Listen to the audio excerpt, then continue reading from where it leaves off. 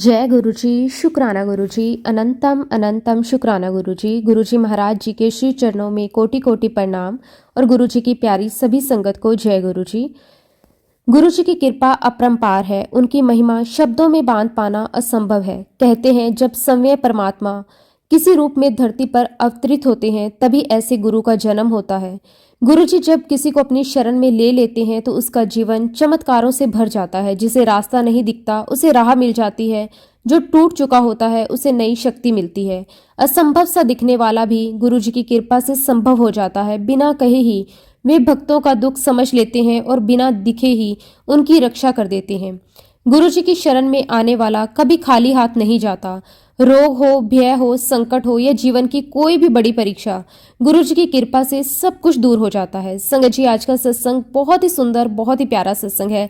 सत्संग को पूरा जरूर सुने, अंत तक सुने, क्योंकि आज हम भाटिया अंकल का सत्संग सुनेंगे जो कि गुरुजी की बहुत ही प्यारी और पुरानी संगत है। तो चलिए संगत जी, सत्संग को शुरू करते हैं। जय गुरुजी, शुक्राना गुरुजी, अनंतम अनंतम शुक्राना गुरुजी।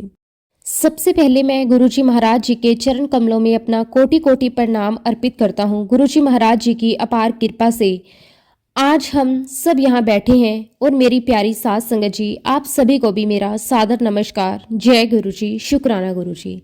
संगत जी, गुरुजी महाराज जी ने मुझ पर ही नहीं बल्कि मेरे पूरे परिवार पर अनंत कृपाएं की हैं। ऐसी कृपाएं जिन्हें शब्दों में पिरोना असंभव है। आज मैं जो भी हूँ, जो भी मेरा परिवार है, जो भी हमारी सांसें चल रही हैं, सब गुरुजी महाराज जी की दया दृष्टि का परिणाम है। संगत जी, आज मैं उन कृपाओं को, उन ब्लेसिंग्स को, उन चमत्कारों को आप सभी के साथ साझा करने जा रहा हूँ। और सच कहूँ तो ये मेरा नहीं बल्कि गुरुजी महाराज जी का दिया हुआ बहुत बड़ा सौभाग्य है कि उन्होंने मुझे ये अवसर दिया कि मैं उनकी महिमा का थोड़ा सा गुणगान कर सकूं। हालांकि संगत जी, सच्चाई तो ये है कि हम में से कोई भी इस योग्य नहीं है कि अपने मुख से गुरुजी महाराज जी की वड्याई कर सके। ना हमारे शब्दों में वो ताकत है, ना हमारी बुद्धि में वो समझ है। लेकिन जब गुरुजी खुद किसी को सेवा का मौका दे देते हैं तो वह सेवक होकर भी धन्य हो जाता है। इसलिए गुरुजी महाराज, आपका लख लख शुक्राना, अनंतम अनंतम शुक्राना कि आपने मुझे ये अवसर दिया। यह आपकी ही मेहर है, आपका ही आशीर्वाद है। संगत जी, आज मैं आपके साथ 3 शुक्राना सत्संग साझा करने जा रहा हूँ। ये तीनों सत्संग मेरे जीवन के ऐसे अनुभव हैं जो बहुत ही महत्वपूर्ण हैं, बहुत ही प्यारे हैं, जिसमें गुरुजी महाराज जी की जीवंत कृपा साफ साफ दिखाई देती है। संगत जी, पहला सत्संग जो मैं आज आपको सुनाने जा रहा हूँ वह आगरा दरबार का है। ये बात है सन 2010 की। उस समय गुरुजी महाराज जी का दरबार लगा हुआ था और दरबार में संगत जी गुरुजी की बहुत पुरानी संगत भी पधारी हुई थी। दरबार अपने पूरे रंग में था, भाव विभोर था। गुरुजी महाराज जी की उपस्थिति हर दिल को छू रही थी। जब संगत जी सत्संग समाप्त हुआ तो एक अंकल जो गुरुजी की बहुत पुरानी संगत थे मेरे पास आए। उनके चेहरे पर अपनापन था, आंखों में अनुभव और बातों में गुरुजी के साथ बिताए वर्षों की झलक साफ दिख रही थी। उन्होंने मुझसे बड़े प्यार से कहा कि भाई, बहुत बढ़िया, आपको गुरुजी महाराज जी ने सेवा करने का मौका दिया है। संगत जी, ये सुनकर मैंने तुरंत हाथ जोड़ लिए और पूरे विनम्र भाव से उनसे कहा कि हाँ जी अंकल, गुरुजी ने मुझे वाकई ही ये मौका दिया है कि इसके लिए मैं गुरुजी महाराज जी का दिल से बहुत बहुत शुक्राना करता हूँ। इतना सुनते ही संगत जी वो अंकल मुझे बड़े ध्यान से देखने लगे। फिर हल्की सी मुस्कान के साथ उन्होंने मुझसे पूछा कि अच्छा, क्या आप मुझे नहीं जानते? मैंने भी बिल्कुल सच्चे मन से उनसे कहा कि नहीं अंकल, मैं आपको नहीं जानता। संगत जी, ये सुनकर वो अंकल थोड़ा सा हैरान हो गए। उन्होंने कहा कि कमाल है, मैं तो तेरा गुरु यार हूँ यार, मैं तो गुरु नाल बैठया कर दिया सी। उनकी बात सुनकर मैं और भी असमंजस में पड़ गया। मैंने बड़े सीधे भाव से उनसे कहा कि अंकल, गुरुजी महाराज जी ने तो मुझे कभी अपने सामने बैठने ही नहीं दिया, तो मुझे कैसे पता होगा कि गुरुजी के पास कौन बैठता था और कौन नहीं। संगत जी, मेरी ये बात सुनकर अंकल फिर बोले, अच्छा तो तुम मुझे नहीं जानते? फिर मैंने बड़े ही आदर के साथ कहा कि हाँ जी अंकल, मैं आपको नहीं जानता। अब संगत जी, तब उन अंकल ने खुद आगे बढ़कर अपना परिचय दिया। उन्होंने मुझे बड़े प्यार से कहा कि मैं अशोक सेठी हूँ। और संगत जी, उन्होंने बिल्कुल प्योर पंजाबी में मुझे अपना परिचय दिया। और उसके बाद संगत जी वो अंकल बड़े ही सहज भाव से मुझे बताने लगे। उन्होंने कहा कि मैं पूरे इंडिया का वेल नोन VIP पामिस्ट हूँ और मैं हरिद्वार से हूँ। संगत जी, ये सुनकर मैं थोड़ी देर के लिए ठिठक गया। मेरे मन में तुरंत गुरुजी महाराज जी की बातें घूमने लगी। मैंने बड़े आदर से लेकिन साफ शब्दों में अंकल से कहा कि अंकल, गुरुजी महाराज जी तो पामिस्ट्री के बिल्कुल खिलाफ थे। संगत जी, मेरी ये बात सुनकर अशोक सेठी अंकल मुस्कुराए। वो मुस्कान ऐसी थी जैसे उन्हें पहले से ही इस सवाल की उम्मीद हो। उन्होंने बड़े प्यार से बिल्कुल अपनेपन से कहा कि हाँ, मैनू भी मना कर दे सी।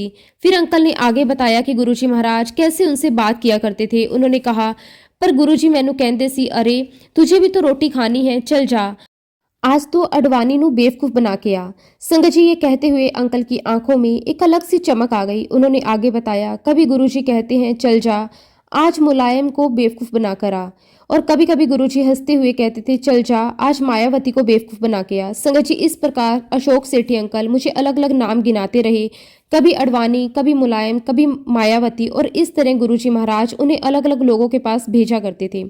अंकल ने बताया कि गुरुजी महाराज सब जानते थे। वो ये भी जानते थे कि कौन किस नीयत से आता है, कौन सच में दुखी है और कौन सिर्फ अपने फायदे के लिए। लेकिन फिर भी गुरुजी महाराज अपनी लीला में अशोक सेठी अंकल को भेज देते थे। अंकल ने कहा कि गुरुजी महाराज भेजते थे और मैं चला जाता था। जो कुछ भी होता था वो गुरुजी की मर्जी से होता था। संगत जी, इसके बाद अशोक सेठी अंकल ने मुझे अपना एक बहुत ही गहरा और असरदार सत्संग सुनाया, जो मैं आज आप सभी के साथ शेयर कर रहा हूँ। अंकल ने बताया, उनका एक फ्रेंड था जिसका बहुत ही बड़ा ओहदा था, इज्जत, रुतबा, पैसा, सब कुछ था उसके पास, लेकिन जिंदगी में एक बहुत बड़ी कमी थी। अंकल ने बताया कि उस फ्रेंड की शादी को पूरे 15 साल हो चुके थे, लेकिन भगवान ने उसे संतान सुख नहीं दिया था। ना जाने कितने डॉक्टर दिखाए, कितने इलाज करवाए, कितनी दवाइयां खाई, लेकिन हर बार निराशा ही हाथ लगी।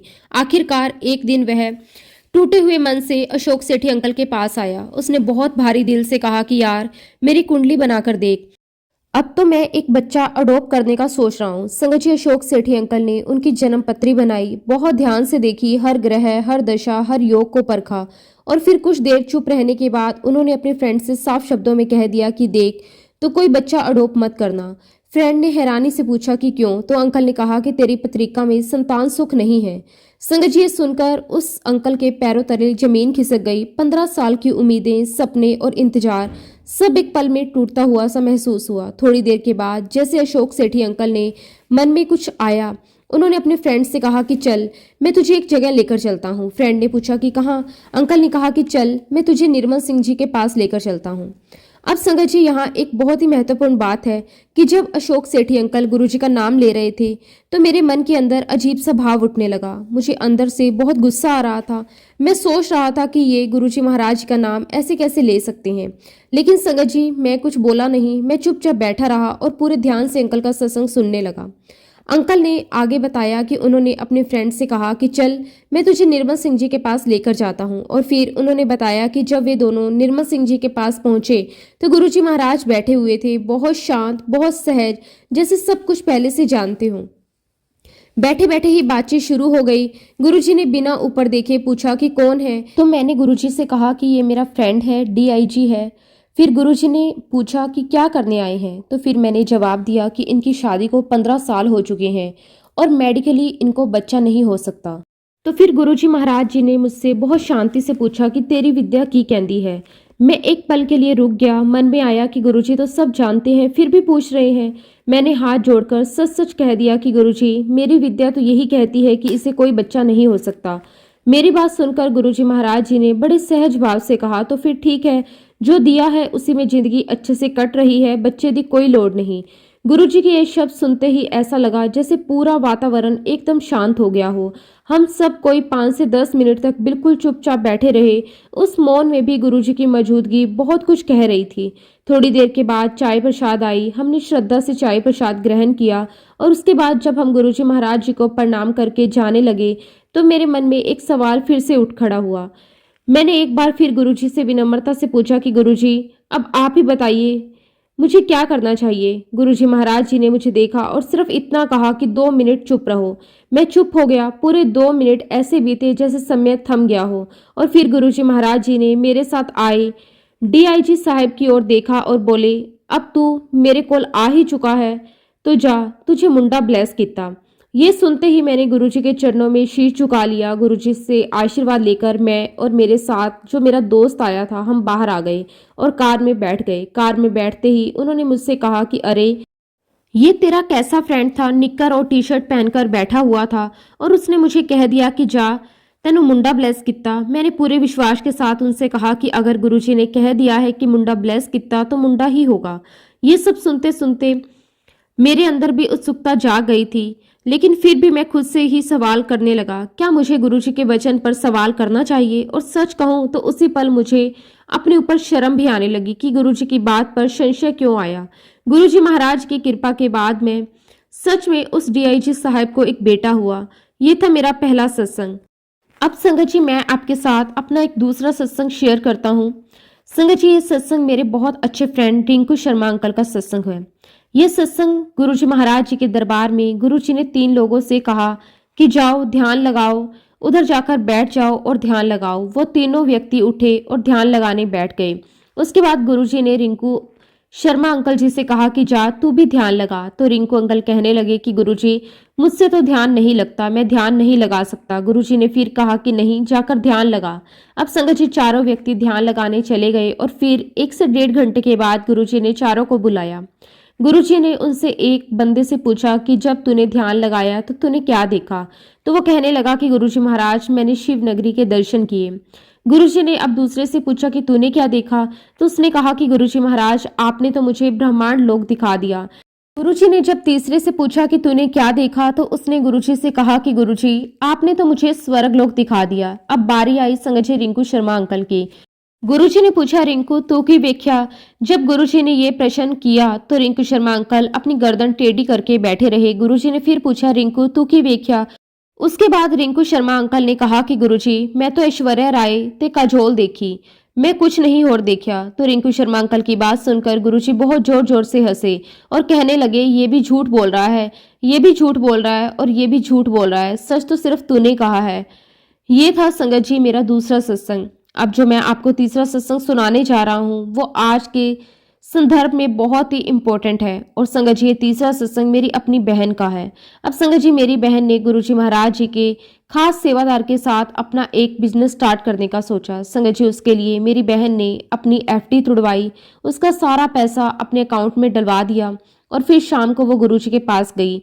जैसे ही वो गुरुजी के पास बैठी तब गुरुजी ने मेरी बहन से कहा कि आंटी तो आज एफडी तुड़वाई सी? उसने कहा कि हाँ जी गुरुजी। तो गुरुजी ने कहा तो दस की करना सी? फिर संगत जी मेरी बहन ने उन सेवादार अंकल का नाम लेते हुए कहा कि गुरुजी मैं उन अंकल के साथ पार्टनरशिप में अपना बिजनेस स्टार्ट करना चाहती हूँ। संगत जी मैं आपको यहाँ बताना चाहता हूँ कि मेरी बहन जिन सेवादार अंकल के साथ अपना बिजनेस शुरू करना चाहती थी वह गुरुजी के कमरे में अपनी सेवा करते थे। और मेरी बहन की बात सुनकर गुरुजी ने मेरी बहन से कहा कि आंटी तुम्हारा मूल तो जाएगा ही जाएगा, ब्याज भी नहीं मिलेगा।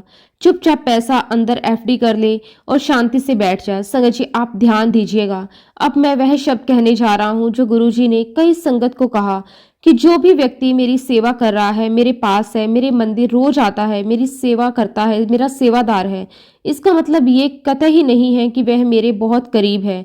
वो हमें उसके ऊपर अंधा विश्वास कर लेना चाहिए।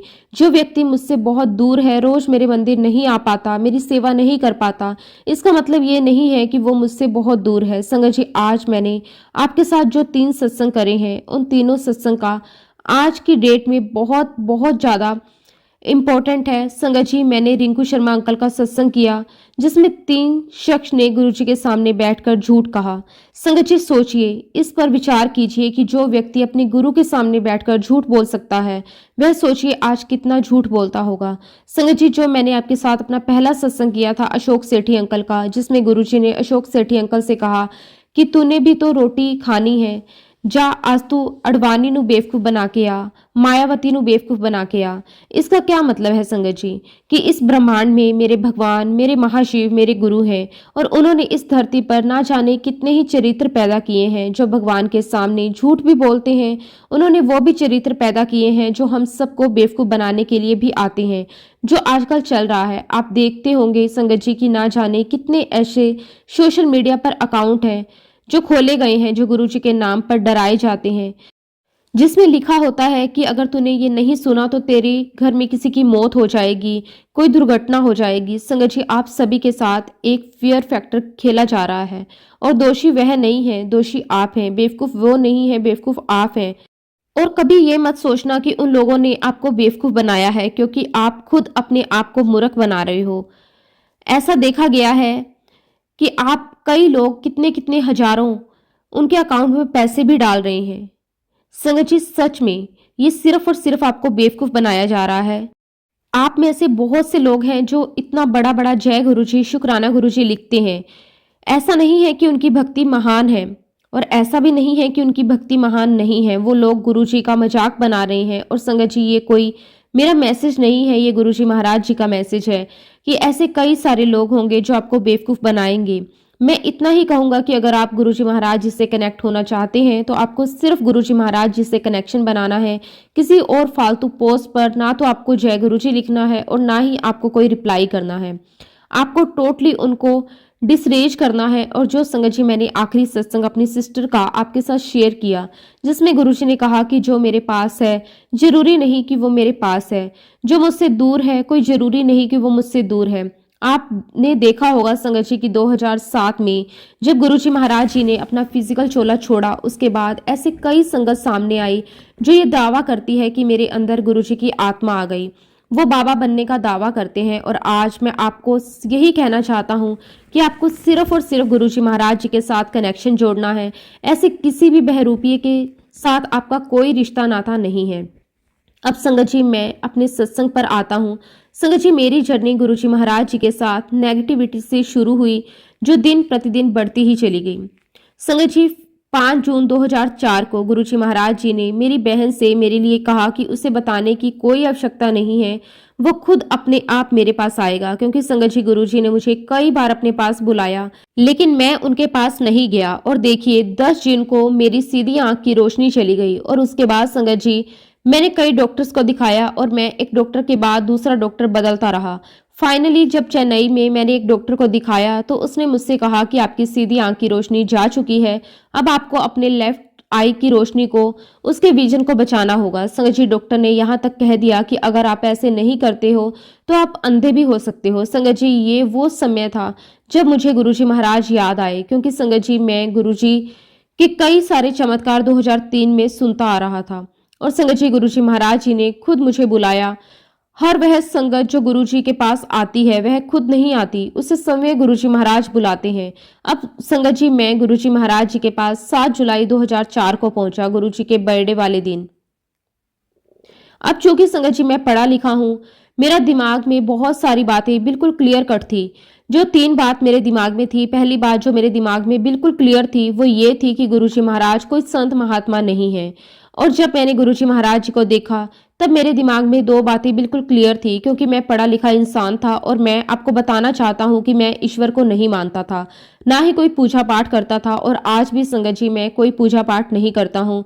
मेरे गुरुजी महाराज जी की वड्याई करने को ही अपनी पूजा पाठ मानता हूँ। तो संगत जी, जब मैंने गुरुजी महाराज जी को पहली बार देखा तो मेरे दिमाग में 2 बातें बिल्कुल क्लियर थी। पहली तो ये थी कि ये कोई बहुत बड़े फ्रॉड हैं और उन्होंने मेंटलिज्म, हिपोटाइटिस और मेस्मेराइज्म में कोई महानता हासिल की हुई है। इन सब में ये किसी ट्रिक्स का इस्तेमाल करते हैं, या वह तंत्र मंत्र है या फिर वह रेकी है जिसके ये मास्टर हैं। यहाँ पर सभी लोगों के सामने वो गुरु का खेल खेल रहे हैं। और दूसरा थॉट मेरे माइंड में ये था कि वह ये, अगर इस धरती पर कोई भगवान एग्जिस्ट करता है, ईश्वर है, उसकी डिवाइन पावर है, कोई दिव्य शक्ति है जिससे ये संसार चल रहा है, तो जो मेरे सामने गुरुजी बैठे हैं वह आज ईश्वर के रूप में साक्षात मेरे सामने मेरे जीवन में आ गए हैं। संगत जी, इस प्रकार आगे मेरा जीवन चलता रहा।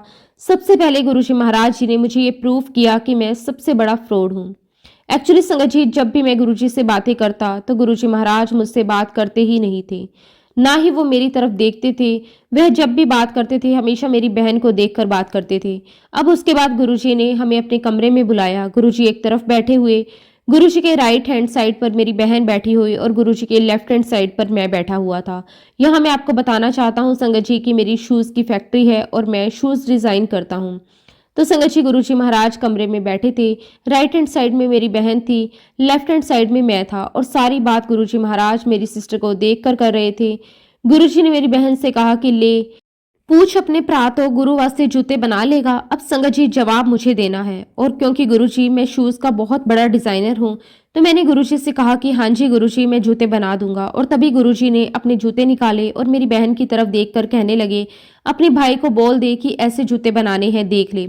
अभी भी गुरुजी मुझे नहीं देख रहे थे। खैर संगत जी मैंने गुरुजी के जूते उठाए, उनको देखा, मन में सोचा कि वाह बहुत बढ़िया, मैं गुरुजी के जूते बनाऊंगा, ये चमत्कारी बाबा है और मेरी आंख की रोशनी आ जाएगी। और उधर से संगत जी मैंने अपने लेफ्ट हैंड साइड में गुरुजी से क्वेश्चन किया कि गुरुजी सेम जूते बनाने हैं। और देखिए संगत जी गुरुजी मुझे नहीं मेरी बहन को देखकर कहते, हाँ हाँ अपने प्राणुदास दे सेम जूते बनाना सीख। अब संगत जी मैंने दूसरा क्वेश्चन किया कि गुरुजी सेम कलर में बनाने हैं। अब गुरुजी ने फिर मेरी बहन को देखा और फिर से कहा, अपने प्राणुदास दे जितने मर्जी कलर बनाओ, जाओ जाओ ले जाओ। अब संगत जी मैं गुरुजी के जूते लेकर अपने ऑफिस आ गया। मेरा पूरा ऑफिस गुरुजी की खुशबू से भर गया। अब मुझे गुरुजी के जूते बनाने थे, जिसके लिए मुझे लेदर इटली से मंगवाना था, जो उसका सोल था वो चाइना से मंगवाना था, क्योंकि संगत जी गुरुजी ने कहा था कि जितने मर्जी कलर बनाओ। तो संगत जी मैंने कम से कम 10 से 12 कलर के लेदर इटली से मंगवा लिए। अब संगत जी करीब 1 से सवा महीने के बाद हम लोग गुरुजी के दरबार में गए। हम लोग लाइन में लगे हुए थे, मेरी सिस्टर आगे थी और मैं उसके पीछे था। अब गुरुजी के काफी करीब पहुंच चुके थे, तभी गुरुजी ने मेरी बहन को देखते हुए पूछा, अपने प्रातों मेरी जूतियां द पुछ की होया। ये सुनकर मैंने गुरुजी से कहा कि गुरुजी 5 से 7 दिन में मटेरियल आ जाएगा, उसके 2 से 3 दिन में मैं आपको जूते दे दूंगा। अब संगत जी गुरुजी को थोड़ा मजाक सूझा, तो उन्होंने मेरी बहन से कहा, अच्छा तो तेरे प्राग गुरु दे जूते बना के लाएगा। अब संगत जी मैं पीछे ही खड़ा था, मैंने कहा कि हाँ जी गुरुजी बन जाएंगे। संगत जी जूते बनाना ही मेरा बिजनेस है, ये मेरा रोज का ही काम था, तो मैं बहुत ही ज्यादा कॉन्फिडेंट था कि जूते बनाने हैं और बना दूंगा। और फिर संगत जी गुरुजी महाराज जी को और मजाक सूझा। उन्होंने अपने राइट साइड में देखा, जो संगत बैठी हुई थी, उनसे कहने लगे कि देखो देखो एक गुरुदेव जूते बनाएगा। फिर लेफ्ट में देखा, वहां पर जो संगत बैठी हुई थी उनसे कहा कि एक गुरुदेव जूते बनाएगा। ये बात सुनकर मुझे ऐसा लगा कि नहीं कुछ तो गड़बड़ है। फिर मैंने गुरुजी महाराज जी के सामने हाथ जोड़े और कहा कि गुरुजी महाराज मैं आपके जूते बनाने की कोशिश करूंगा। अब संगत जी मेरी बात सुनकर गुरुजी मुस्कुराए और मेरी बहन से कहने लगे कि आंटी किन्नी चंगी गल, किन्नी तेरी भरा ने कितनी कोशिश करेगा, जाओ जाओ कोशिश करो। और फिर संगत जी गुरुजी महाराज अपने आसपास बैठी संगत से कहने लगे कि देखो देखो किन्नी चंगी गल कितनी है, कोशिश करेंगे, जाओ जाओ कोशिश करो। और उसके बाद संगत जी हम गुरुजी का आशीर्वाद लेकर हम अपने घर आ गए। और संगत जी तब तक 10 से 12 कलर के चमड़े आ चुके थे। उसके बाद संगत जी मुझे ऐसा लगा कि जैसे गुरुजी महाराज आज मेरी डिजाइनिंग पावर चेक करना चाहते हूँ। संगत जी मुझे लगा कि जूते ही तो बनाने हैं, मैं तो डिजाइनर हूँ, बना ही दूंगा जूते। लेकिन मैं आपको बताना चाहता हूँ संगत जी कि मैं सेम गुरुजी के जूते नहीं बना सका। संगत जी मैंने बहुत कोशिश की, मैं वैसे तो जूते नहीं बना पाया, लेकिन मैंने 5 अलग डिजाइन के जूते बनाए और गुरुजी के पास लेकर गया। तब गुरुजी महाराज जी ने वो सारे जूते देखे। उनको देखने के बाद गुरुजी ने कहा कि इसको तो तू फेंक दे, इसको तू काट दे, इसको तो किसी और को दे दे, ये मैं किसी और को दे दूंगा। और फिर संगत जी उसके बाद मैं वापस आगरा आया। मैंने फिर से पूरी कोशिश की कि मैं सेम गुरुजी के जूतों का डिजाइन बना लूं। और संगत जी ये तो मेरे लिए बहुत छोटा सा काम था। मैं फिर जूते बनाकर लेकर गया और गुरुजी ने वही सारी बातें कही कि गुरुजी को जूते पसंद नहीं आए।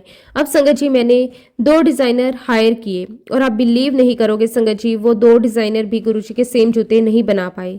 फिर फाइनली जब मैं गुरुजी महाराज के पास फिर से जूते बनाकर लेकर गया, गुरुजी ने फिर से वही सारी बातें कही कि इसको काट दे, इसको फेंक दे, इसको किसी और को दे दे। जब मैं वापस आगरा आया संगत जी मैंने अपने आप से कहा कि तू यहाँ पर अपनी आंख ठीक कराने आया है, आंख ठीक होगी या नहीं होगी वो तो नहीं पता, लेकिन तेरा दिमाग जरूर खराब हो जाएगा। और मैंने कहा कि बाबा बहुत बड़ा तांत्रिक है, तू यहाँ से भाग जा और इस जगह पर तू दोबारा मत आना। वहां सारे जितने भी लोग बैठे हैं सारे बेवकूफ बने पड़े हैं और इस बाबा ने तुझे हिप्नोटाइज करके तेरे दिमाग को बांध दिया है, ये तेरा दिमाग खराब हो जाएगा, तू पागल हो जाएगा, तू इस जगह से भाग जा। और तब संगत जी मैंने डिसाइड कर लिया कि मैं अब इस जगह पर कभी नहीं जाऊंगा। फिर मैं कभी नहीं गया, क्योंकि संगत जी मुझे सिर्फ एक जूता बनाना था जो संगत जी मेरे बाएं हाथ का काम था। लेकिन उस एक काम को करने में मुझे महीना लग गया। मुझे लगने लगा कि इस बाबा ने हिप्नोटाइज करके मेरा दिमाग बांध दिया है, मेरे दिमाग को खराब कर दिया है। इसलिए मैंने सोचा कि भाग जाए यहाँ से। और फिर संगत जी मैं वहां नहीं गया, लेकिन हमारे गुरुजी महाराज जी की महिमा तो निराली है। उनकी लीला अपरंपार है। 2.5 से 3 महीने के बाद गुरुजी महाराज जी ने मुझे प्रैक्टिकली ये बिल्कुल क्लियर कर दिया कि गुरुजी महाराज फ्रॉड नहीं है।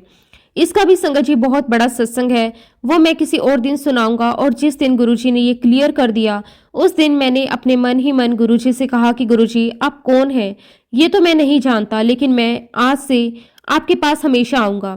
अब मैं आपको ये बताना चाहता हूँ कि जब मैं गुरुजी महाराज जी के दरबार में बैठता था ना, तो गुरुजी महाराज मुझे अपने सामने बैठने देते, ना मुझे इज्जत देते, ना मेरी आंखें ठीक हो रही थी और ना ही मेरा कोई काम अच्छा हो रहा था। पर मैंने मन ही मन अपने आप से कहा कि मैं आपके पास हमेशा आता रहूंगा, क्योंकि आप फ्रॉड नहीं हैं, आप जरूर कोई एक बहुत अच्छी सोल हैं। और ऐसा मैं इसलिए कह रहा हूँ क्योंकि मैं देखता था कि गुरुजी महाराज अपने सामने बिठाकर लंगर प्रसाद करवाते थे, सारी संगत को लंगर प्रसाद करते हुए देखते थे और अपने कमरे में जाकर बड़ी मुश्किल से थोड़ा कुछ खाते थे। और संगत जी गुरुजी ने कभी भी कोई आडंबर नहीं किया। मैं आप सभी को वो सब बता रहा हूँ जो मैंने अपनी आंखों से देखा। गुरुजी अपने शारीरिक जीवन में जो भी करते थे वह बिल्कुल एक नॉर्मल आम इंसान की तरह करते थे। बहुत कम संगत से बात करते थे, कभी कभी गुरुजी मजाक भी किया करते थे और कभी कभी गुरुजी किसी आंटी को कहते कि चलो आंटी शो खत्म, कल फिर आना। और सब गुरुजी महाराज एक नॉर्मल इंसान की तरह करते, कहीं कोई शोशाबाजी नहीं थी। ये सब दिखाकर गुरुजी ये बताना चाह रहे थे कि हम सभी एक नॉर्मल इंसान हैं, हम लोग सभी रसिक वैरागी हैं। गुरुजी ने बताया कि हमें जीवन के रस भी लेना है और इसके साथ साथ हमें वैराग्य भी धारण करना है। गुरुजी ने समझाया कि जो आपके संबंध हैं, जो आपके रिलेशनशिप हैं, वो बहुत साफ होने चाहिए, बहुत स्ट्रोंग होने चाहिए। ठीक उसी तरह जैसे गुरुजी महाराज रात के 1:30 बजे भी किसी संगत आंटी को फोन कर कर कहते थे कि आंटी तैयार हो जाओ, परांठे बनाओ, मैं संगत लेकर आ रहा हूँ। इतना अधिकार गुरुजी महाराज इसलिए कहा करते थे क्योंकि उनकी अपनी संगत के साथ जो रिश्ता था वो बिल्कुल पाक और साफ था। गुरुजी महाराज जी के जो संबंध अपनी संगत के साथ थे वो इतने स्ट्रोंग थे कि गुरुजी उन्हें कोई भी बात अधिकार के साथ कह देते थे। यही गुरुजी ने हमें समझाया कि हम रसिक वैरागी हैं, हमें जीवन का हर एक रस लेना है, जीवन को मुस्कुराते हुए जीना है। और गुरुजी महाराज जी ने अपने दरबार में किसी भी रिलीजन को इम्पोर्टेंस नहीं दी। वहां पर ईसाई धर्म के, मुस्लिम धर्म के, हिंदू धर्म के, हर धर्म के लोग बैठते थे। और गुरुजी का मन होता तो किसी ईसाई संगत के घर पर भी सभी को ले जाते, किसी मुस्लिम संगत के घर भी सभी को ले जाते, तो कभी किसी हिंदू संगत के घर पर सबको ले जाते। गुरुजी ने कभी भी अपने दरबार में किसी भी धर्म का प्रचार नहीं किया। खैर संगत जी, 21 अक्टूबर 2006 का दिन, ये दीपावली का दिन था। मैं आगरा से गुरुजी के दरबार के लिए चला। जैसा कि मैंने आपको बताया कि मैं कोई पूजा पाठ नहीं करता हूँ, इवन संगत जी मैं दीपावली की पूजा भी नहीं करता हूँ। मेरी दीपावली मेरे गुरुजी हैं। और जब संगत जी मैं शाम के 7:15 बजे अंपायर स्टेट पहुंचा, गुरुजी महाराज बाहर कैबिनेट पर अकेले बैठे हुए थे। वहां पर संगत जी मात्र 2 सेवादार थे, बाकी संगत अपने घर में किसी और की भक्ति कर रहे थे और मांगने गुरुजी के पास आते हैं। और जैसे ही गुरुजी ने मुझे अपनी टेढ़ी आंखों से देखा, गुरुजी ने हाथ के इशारे से मुझे ऊपर बैठने के लिए कहा। मैं ऊपर जाकर बैठ गया और मन ही मन सोचने लगा कि गुरुजी आज तो इतना बड़ा दिन है, आज तो आप मुझे इज्जत दे दीजिए। आपको भक्तगण जो आपके सो कॉल्ड भक्त हैं वह तो कहीं और पूजा कर रहे हैं और मैं आपका भक्त भी नहीं हूँ, फिर भी मैं आपके पास आया हूँ। तभी संगत जी मेरी 16 साल की बेटी जो कि मेरे पास ही बैठी हुई थी, गुरुजी महाराज जी ने उठाया, अपने पास बुलाया। मेरी बेटी बड़ी डर गई। गुरुजी ने उससे पूछा किसकी बेटी है तू? तो उसने कहा कि मैं अपने पापा की हूँ। तो गुरुजी ने फिर पूछा कौन पापा? तो मेरी बेटी ने कहा कि गुरुजी जो आगरा से आते हैं। तो गुरुजी कहते अच्छा वो मोटू सा? तो वो कहती कि हाँ गुरुजी। गुरुजी ने उससे कहा कि जा उसको बुला के लेके आ, उससे बोल कि तेरा गुरु तुझे याद कर रहा है। और जब संगत जी मैं गुरुजी महाराज जी के सामने बैठा, पहली बार मेरी इतनी हैसियत नहीं थी कि मैं गुरुजी की आंखों में देख पाऊं। मैं अपनी दोनों आंखें बंद करके गुरुजी महाराज जी के सामने खड़ा हो गया। संगत जी ये वो समय था कि जब मुझ जैसा रईस इंसान सड़क पर आ चुका था। उस समय संगत जी मैंने आगरा में गुरुजी के छोटे स्वरूप बनवाकर संगत को बांटे थे। गुरुजी ने मुझसे कहा कि तू मेरा स्वरूप किसी भी संगत को मत बांटना। मैंने अपना सिर हिलाकर गुरुजी को हाँ में जवाब दिया और फिर गुरुजी ने मुझे कहा कि सुन, तू मेरी श्रद्धा के अंदर पास हो चुका है, लेकिन फिर भी मेरी हिम्मत नहीं थी कि मैं आंखें खोलकर गुरुजी को देख पाऊं। और फिर गुरुजी ने मुझे कहा तू श्रद्धा के अंदर 100% पास हो चुका है, मेरे चरणों के पास तू बैठ जा। और मैंने बैठने के बाद मेरा फिर से दिमाग चलने लगा, गुरुजी मेरे तो आप में कोई श्रद्धा नहीं है। जब मैं आपके पास आने लगा हूं मैं तो बर्बाद हो गया हूँ। अगर आप मेरी आंख ठीक कर दो तो मेरी श्रद्धा आ जाएगी। आप मेरा सारा काम कर दो तो मेरा विश्वास बन जाएगा। अभी फिलहाल तो मैं बिल्कुल खाली हूँ। मेरे पास कोई श्रद्धा भी नहीं है और मैं सिर्फ इसीलिए आ रहा हूँ आपके पास, क्योंकि मैं आपसे उम्मीद लगाकर बैठा हूँ। आप बिल्कुल भी फ्रॉड नहीं है, इसलिए मैं आ रहा हूँ। और उसके बाद से गुरुजी महाराज मुझे अपने पास बिठाते थे, बातें करते थे और अक्सर गुरुजी मुझसे कहा करते थे कि तू सत्संग करना। मैं मन ही मन सोचता कि गुरुजी क्या करूं, आप मेरी आंख ठीक कर दो, मेरे सारे काम कर दो और मैं सत्संग कर दूंगा। और इस बीच में संगत जी गुरुजी महाराज जी ने 2007 में मुझसे अपनी सेवा भी ली। 31 मई 2007 को मेरी बहन ने मुझे खबर दी कि गुरुजी नहीं रहे और फिर संगत जी मेरी जर्नी गुरुजी के साथ आगे बढ़ती रही। और इस बीच में गुरुजी ने कई बार मुझसे सेवा भी ली। गुरुजी महाराज जी ने मुझे ये सौभाग्य दिया कि मैं अपनी सेवा जालंधर मंदिर में, डुगरी मंदिर में, आगरा के मंदिर में और बड़े मंदिर में अपनी सेवा देता रहूं। ये यात्रा संगत जी आगे बढ़ती रही और गुरुजी ने मुझे बहुत सारे एक्सपीरियंस दिए। गुरुजी महाराज जी ने जो मेरी बहन से कहा था कि मैं इसकी लेफ्ट आंख को ब्लेस कर देता हूँ, अब संगत जी गुरुजी महाराज जी ने मेरी लेफ्ट आई ब्लेस कर दी। और जहां डॉक्टर ने कहा कि आप ऑपरेशन करवा लो, अपनी लेफ्ट आंख बचा लो वरना आप पूरे अंधे हो जाओगे। और देखिए संगत जी, मेरी गुरुजी महाराज जी ने मुझे ब्लेस किया। मुझे किसी भी ऑपरेशन की जरूरत नहीं पड़ी। गुरुजी की मुझ पर बहुत बहुत कृपा है, अनंतम अनंतम कृपा है, जिसको बता पाना इस एक सत्संग में पॉसिबल नहीं है। गुरुजी महाराज जब भी मुझे आज्ञा देंगे मैं अपना अगला शुक्राना सत्संग भी आप सबके साथ जरूर शेयर करूंगा। इसी के साथ संगत जी मैं अपने शब्दों को विराम देता हूं। जब भी गुरुजी महाराज मुझे आज्ञा देंगे मैं अपना अगला शुक्राना सत्संग आपके साथ शेयर करूंगा। जय गुरुजी, शुक्राना गुरुजी, अनंतम अनंतम शुक्राना गुरुजी। संगत जी अगला सत्संग आप मीनू आंटी का सुनेंगे। बहुत ही सुंदर, बहुत ही प्यारा सत्संग है। जय गुरुजी, शुक्राना गुरुजी, अनंतम अनंतम शुक्राना गुरुजी। संगत जी हम गुरुजी से कब से जुड़े मैं ये तो नहीं जानती, लेकिन मेरे अंकल जी भोले बाबा को हर सोमवार को जल चढ़ाते हैं, मंदिर जाते हैं, भोलेनाथ की सेवा करते हैं। और आज से 15 साल पहले हमें किसी ने बताया था कि भाटी माइंस में भोले बाबा का मंदिर है और वहां पर चाय प्रसाद और समोसा प्रसाद मिलता है। उस समय संगत जी मेरी बेटी की पढ़ाई में थोड़ी सी परेशानियां चल रही थी। तब संगत जी मैंने दोनों से कहा कि आप दोनों उस मंदिर में जाओ, 5 सोमवार तक वहां पर जाओ और देखो, क्या पता सब कुछ ठीक हो जाए। संगत जी वहां जाने से मेरी बेटी की समस्या तो खत्म हो गई। उसके बाद हम वहां नहीं गए। ये गुरुजी का बुलावा था, पर हम नादान उनके संकेत को नहीं समझ पाए। और फिर संगत जी मेरे अंकल जी की तबीयत खराब होने लगी। जब भी हमने गुरुजी को नहीं याद किया, शायद ये हमारा दुर्भाग्य था। संगत जी आज से 10 साल पहले मेरे अंकल जी नहीं रहे और फिर संगत जी मेरे हस्बैंड के जाने के 4 साल के बाद मैंने अपनी बेटी की शादी कर दी। 2021 मार्च के महीने में मैं गुरुजी महाराज जी से जुड़ी। उस समय संगत जी मैंने अपनी दुकान को रेंट पर दिया था और जो अंकल की दुकान चलाते थे उनकी आंटी गुरुजी को मानती थी। संगत जी मैं उनसे मिली। फिर तब तक कोरोना आ चुका था और फिर संगत जी 7 जुलाई 2021 में कोरोना के टाइम पीरियड में मैं गुरुजी के जन्मदिन वाले दिन आंटी के साथ मंदिर गई। वहां से ही दर्शन करके वापस आ गई और उसके बाद मैं गुरुजी से जुड़ गई। जब भी कोई परेशानी होती तो गुरुजी से प्रार्थना करती, तब गुरुजी महाराज मेरी सारी परेशानियां खत्म कर देते। ऐसे हैं हमारे गुरुजी। संगत जी यहाँ तक गुरुजी महाराज जी ने मेरे बेटे को भी संभाला है। एक्चुअली संगत जी वह गलत संगत में पड़ गया था। संगत जी गुरुजी महाराज जी की कृपा से वह भी ठीक हो गया। मैं गुरुजी का बहुत बहुत शुक्राना करती हूँ कि गुरुजी महाराज आप हमेशा हमारे ऐसा ही ध्यान रखना। शुक्राना गुरुजी, अनंतम अनंतम शुक्राना गुरुजी। सच में संगत जी गुरुजी का जितना भी शुक्राना करें उतना कम है। संगत जी एक मेरा सत्संग अक्टूबर महीने का है, वो मैं आपके साथ शेयर करती हूँ। संगत जी मैं लखनऊ गई हुई थी और लखनऊ में पीजीआई गई थी दिखाने के लिए। मैंने गुरुजी से अरदास करी कि गुरुजी महाराज सब कुछ यहाँ पर जल्दी से हो जाए ताकि मैं वापस अपने घर जा सकूं। संगत जी अभी लीव नहीं करोगे, इतनी ज़्यादा भीड़ थी, जल्दी फ्री होना मुश्किल था। पर संगत जी गुरुजी की कृपा से सब कुछ बहुत आसानी से हो गया। लेकिन संगत जी वापसी के लिए मेरे पास रिजर्वेशन नहीं था। हम सोच रहे थे कि कैसे जाएंगे, क्योंकि तब तक संगत जी सारी सीटें फुल हो चुकी थी। और तभी संगत जी मैंने गुरुपा से अरदास करी, गुरुजी से विनती करी और संगत जी मुझे तुरंत सीट मिल गई। मैं और मेरे बेटी आराम से संगत जी हम घर पहुंच गए। उसके लिए मैं गुरुजी का जितना भी शुक्राना करूं उतना कम है। संगत जी गुरुजी की महिमा का बखान कर पाना बहुत बहुत मुश्किल है। बस इतना जानते हैं कि हम सब बहुत बहुत भाग्यशाली हैं कि गुरुजी ने मुझे अपनी बेटी बनाया। उसके लिए मैं गुरुजी का जितना भी शुक्राना करूं उतना कम है। शुक्राना गुरुजी महाराज, आपका अनंतम अनंतम शुक्राना। इसी के साथ संगत जी मैं अपने सत्संग को यहीं पे विराम देती हूँ। जब भी गुरु जी महाराज मुझे आज्ञा देंगे, मैं अपना अगला शुक्राना सत्संग भी आप सबके साथ ज़रूर शेयर करूँगी। जय गुरु जी, शुक्राना गुरु जी, अनंतम अनंतम शुक्राना गुरु जी। संगत जी अगला सत्संग हम स्वाति आंटी का सुनेंगे। बहुत ही सुंदर, बहुत ही प्यारा सत्संग है। जय गुरु जी, शुक्राना गुरु जी। संगत जी मैं नहीं जानती कि मेरी जर्नी कब से शुरू हुई।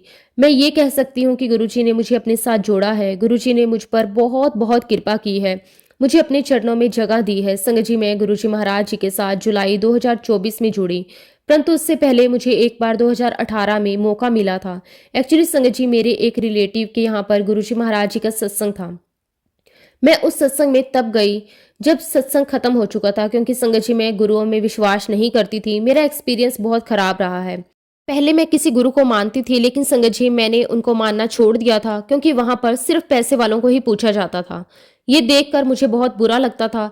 तो मैंने अपनी मम्मी से कह दिया था कि मुझे नहीं जाना, गुरु जी के सत्संग में नहीं जाना। तब संगत जी मेरी मम्मी ने मुझे समझाया कि ये गुरु जी ऐसे नहीं है, इनके यहाँ तो खाली हाथ जाना होता है। संगत जी मैं मम्मी के कहने पर सत्संग में चली गई।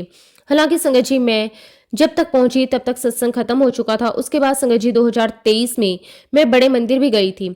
मेरी मम्मी को जाने का बहुत मन था। जब मैं दिल्ली गई हुई थी उनके इन लॉज के यहाँ पर, तो संगत जी मेरी मम्मी भी मेरे साथ थी। संगत जी मेरी मम्मी ने मुझे कहा कि तू मुझे बड़े मंदिर लेकर चलना। उस समय संगत जी मेरी मम्मी बहुत परेशान चल रही थी, हेल्थ और मेंटल वाइज दोनों ही घर में बहुत सारी परेशानियां थी। तब संगत जी मैंने अपने ब्रदर इन लॉ से कहा कि हम शनिवार को बड़े मंदिर चलेंगे, आप हमें लेकर चलना। फिर संगत जी हम लोग शनिवार के दिन गुरु जी के बड़े मंदिर गए। हमारे बहुत अच्छे दर्शन हुए। मुझे तब भी उनकी महिमा नहीं पता थी। संगत जी मेरी आई साइड की प्रॉब्लम थी। आप ये समझ लीजिए कि मैं बिल्कुल ब्लाइंड हूँ और मेरी एक बेटी 4 साल की है। संगत जी मेरी मम्मी मुझे गुरु जी का स्वरूप, उनकी गद्दी दिखाने की कोशिश कर रही थी, मुझे नहीं पता चला। मैंने फिर भी मन से गुरु जी महाराज जी के आगे अपने दिल से हाथ जोड़े और जय गुरु जी बोला। पर संगत जी मैं मम्मी को पूरे समय यही बोलती रही कि गुलाबों की खुशबू इतनी स्ट्रोंग कहाँ से आ रही है। तब संगत जी मेरी मम्मी ने कहा कि ये तो गुरु जी महाराज जी की प्रेजेंस होती है। और फिर संगत जी हम लोग लंगर करके आ गए और वहां पर 4 लोग एक साथ लंगर कर रहे थे। पर संगत जी मेरी मम्मी नीचे नहीं बैठ सकती थी, तो मेरी बेटी ने मेरी मम्मी के चेयर पर बैठकर लंगर प्रसाद किया और मेरे ब्रदर इन लॉ और मेरी मदर इन लॉ ने एक साथ लंगर किया। संगत जी मेरी मम्मी को मिर्च की वजह से लंगर खाया नहीं जा रहा था, लेकिन मेरी बेटी को उस समय 2.5 साल की थी, वह बड़े मजे से खा रही थी, अच्छे से खा रही थी। शुक्राना गुरुजी, आपका अनंतम शुक्राना। शायद उन्होंने उसके कोई कष्ट काटे होंगे पूरा लंगर खिलवाकर। उसके बाद संगत जी मेरी मम्मी ने गुरु जी का स्वरूप लिया और हम घर आ गए। संगत जी मैं वापिस आने के बाद अपने घर चली गई, बेंगलोर आ गई और एक दिन बहुत ही डिस्टर्ब थी और अचानक मन में आया कि गुरुजी का भजन चलाऊं। और संगत जी मैंने गुरुजी का भजन चलाया। आप बिलीव नहीं करोगे, मुझे उसी समय गुलाबों की बहुत तेज खुशबू आने लगी। इसके बारे में संगत जी मैंने अपनी मम्मी को भी बताया और उसके बाद संगत जी मैं कुछ टाइम के लिए भूल गई।